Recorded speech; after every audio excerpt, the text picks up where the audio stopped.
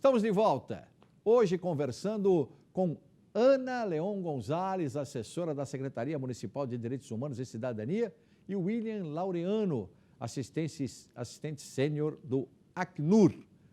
Eu falava anteriormente sobre essa questão dos imigrantes, como são recebidos aqui. Quais são as políticas que permitem que eles possam conviver no meio social com todos que já vivem aqui na cidade? Ana. Você tocou em um ponto bem amplo, que eu vou tentar resumir brevemente através do nosso instrumento mais recente de governança local, que é o nosso plano municipal. Eu quero trazer a ideia de que nós temos aqui no município de São Paulo, primeiro, o papel de transversalizar qualquer política pública que seja acessível para imigrantes. Esse é, digamos assim, o primeiro caminho, e também criar claramente políticas como o Portas Abertas, que é um programa intersecretarial, pioneiro também, que oferta o ensino de português para imigrantes através da rede municipal de educação, o que permite que imigrantes possam aprender português nos seus territórios, nos seus bairros, nas escolas mais próximas aonde moram, com os próprios professores vinculados à própria rede. Isso cria um fortalecimento comunitário, cria um fortalecimento também em termos da própria relação da escola com a população imigrante. Exemplos como esse, como que acabo de mencionar do Portas, dentro do nosso plano está muito claro como o município tem, em 4 anos, que pensar nesse aprimoramento da política. Então, a gente tem também, obviamente, um centro de atendimento, um centro de referência e atendimento para imigrantes, também pioneiro aqui na cidade, pioneiro no Brasil, por ofertar também serviços especializados, um atendimento multilingüe, com uma equipe que hoje em dia está composta por 29 profissionais, com uma unidade móvel. E tudo isso que estou mencionando dentro do plano municipal está mais detalhado e com, obviamente, uma colocação dessa política de um formato próximo para que o governo local e os diferentes atores envolvidos possam realizar dentro dos 4 anos que envolvem no plano. Então, eu posso dizer, temos 80 ações prioritárias dentro de diferentes políticas que estão de nível transversal e do nível específico.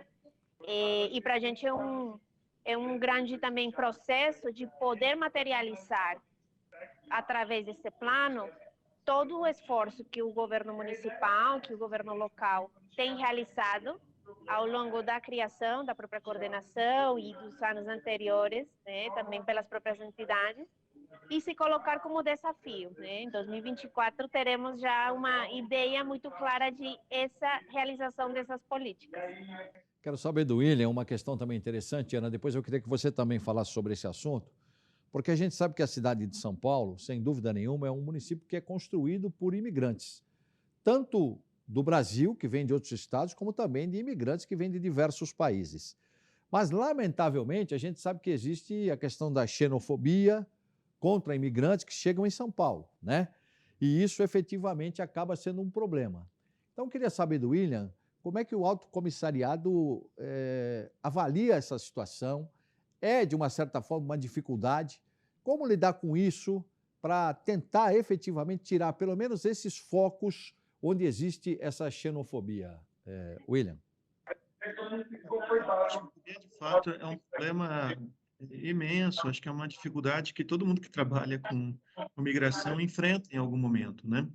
Agora, a gente tem tentado, de alguma forma, realizar campanhas de informação que demonstrem, né, primeiramente, o papel que esses imigrantes, esses refugiados, estudantes de refúgio têm na localidade, a forma como eles contribuem, né, como eles também tentam, de alguma maneira, se integrar, e informação gerais, né, sobre a possibilidade ou capacidade de obter um emprego, de como que essas questões mais documentais e legais elas acabam funcionando, né, mostrar um pouco a história de cada um desses migrantes, desses refugiados, né, para que as pessoas possam entender as dificuldades que eles passaram até chegar aqui, muitas vezes os sonhos que as pessoas têm quando chegam em São Paulo, como que eles se entendem aqui na capital, né? Mostrar que existe uma história por trás de cada um deles e atrás de cada um desses deslocamentos, né? Muitas vezes a gente não tem compreensão do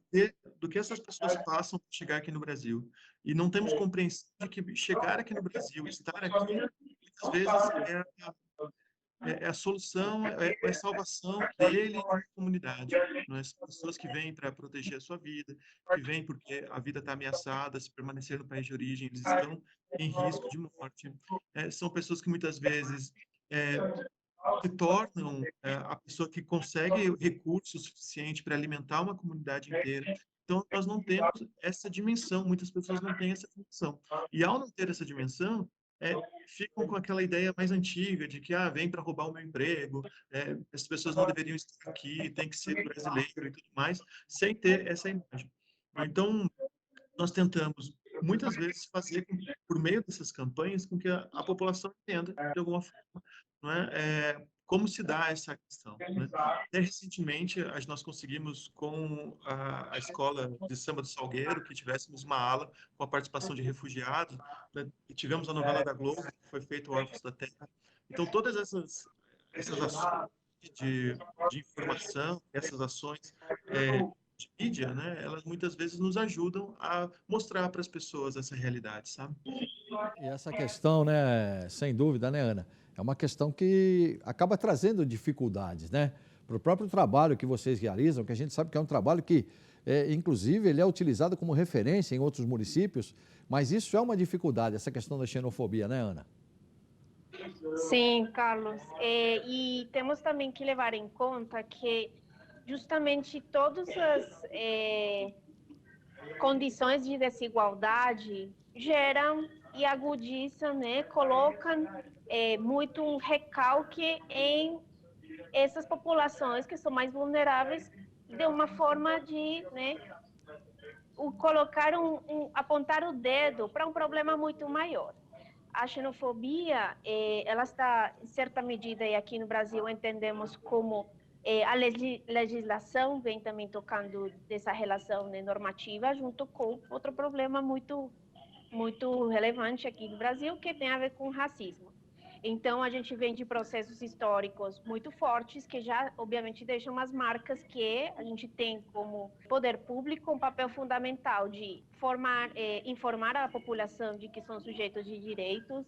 Nós temos um papel muito importante de gerar sensibilização, sensibilizar as equipes que trabalham a todos os serviços e equipamentos aqui da rede, fazer um trabalho junto com as próprias organizações que também atuam, para que essa compreensão do imigrante ela seja sempre centrada de que o imigrante está aqui também na construção de uma sociedade e é um sujeito de direitos que deve ter essa isonomia, né, conforme a própria Constituição. Com certeza. E William, uma questão também interessante que eu tenho notado, até pelo trabalho de reportagem que eu já venho fazendo há muitos anos, que muitos imigrantes eles chegam, muitas vezes refugiados, muitas vezes por perseguições políticas, chegam aqui com formação, né? Com diploma. Quer dizer, cursaram lá, tiveram faculdade, fizeram muitas vezes até mais do que faculdade, pós-graduação e tudo mais. Chega aqui, a dificuldade é grande para reconhecer. Muitas vezes não é reconhecido esse diploma. E como é que o Alto Comissariado avalia essa questão? Quer dizer, é outra dificuldade que vocês muitas vezes têm que driblar aí para tentar equacionar o problema, né, William? Exato, exato. A revalidação de diploma tem sido uma das principais barreiras de integração local, em especial porque a pessoa, como você diz, ela às vezes tem uma qualificação muito alta e ela não consegue, né, estar na mesma área em que ela tinha anteriormente e acaba sendo obrigada, né, a ocupar vagas de um trabalho um pouco mais precário, muitas vezes até com poucas condições de sustento para a família, né? É importante a gente ressaltar que nesse tema a Lei 9474, que é a Lei de Refúgio, ela tem dois artigos específicos, que é o artigo 43 e o artigo 44, que fala da dispensa de documentos em caso de refugiados. Então, repensando a situação do refugiado em geral, para a revalidação de diplomas, né, seria preciso entender, né, essa situação e, de repente, isentá-los de alguns documentos. Tá?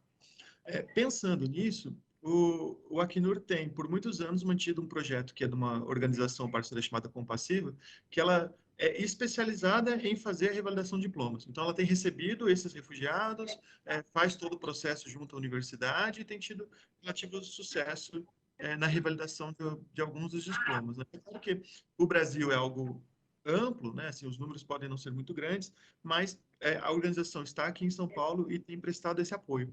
Uma outra forma que a gente tem tentado colaborar por meio de acordos com as universidades.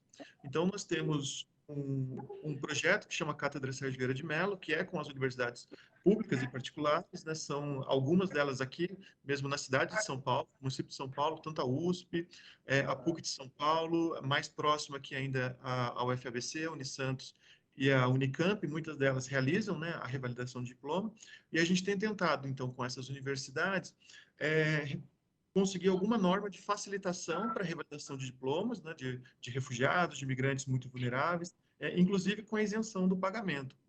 Né? Então, a gente tem que tentar, né, essas estratégias, e eu acho que esses dois projetos são bem interessantes para garantir, né, uma integração mais melhor, mais qualificada dessas pessoas que, sim, podem trazer esse conhecimento, têm conhecimento amplos, né, têm informações bastante interessantes, tem tudo para colaborar. Inclusive, essa questão do William, ela é muito legal, até agradeço, né? Porque o William deu uma explanação muito legal e coisas importantes para a gente saber. E depois eu quero saber da Ana também sobre essa questão, como é que a prefeitura avalia isso, né? Mas a gente vai fazer no próximo bloco, tá bom, Ana? Nós vamos para um rápido intervalo, como a gente tem 3 blocos, então tem mais um bloco para a gente continuar discutindo esse assunto importante, principalmente para você que de repente está nos assistindo, chegou aqui, passou por tudo isso, e hoje, de repente, está nos assistindo, já está estabelecido, não é verdade? Tudo isso é importante a gente saber. Vamos para um rápido intervalo, nós voltamos já.